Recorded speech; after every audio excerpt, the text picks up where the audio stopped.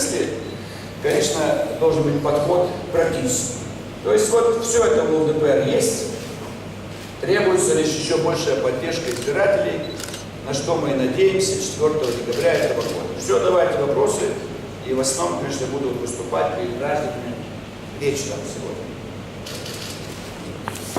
Пожалуйста, где ваша Тюменская свободная пресса? Можно вопрос? Пожалуйста, пожалуйста. Дашкова Яна, Шадринская, газета «Вашего года». Да. Я бы хотела уточнить по абортам, по сокращению. Да. Конкретно какие меры вы собираетесь принимать и на какие средства? То есть, вот, собственно... Меры, уговоры. Вот обратилась женщина в женскую консультацию. Я беременность, 3 недели, сколько там. И врач обязан начать ее упрашивать, умолять и говорить ее условия. Что вот вредные последствия. А если родишь, их не будет.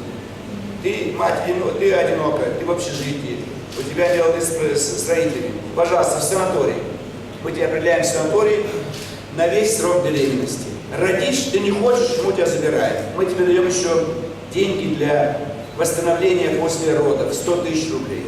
И многие женщины согласятся. А откуда будут браться эти средства? Оттуда же, откуда семейный капитал? Откуда? Из бюджета страны. У нас огромные деньги. Мы огромные деньги отправляем за рубеж. Загоняем их, так сказать, в различного рода фонды. У нас 10 триллионов рублей бюджет. Откуда деньги? Откуда мы выплачиваем зарплату? Всем даем. Пенсии выплачиваем.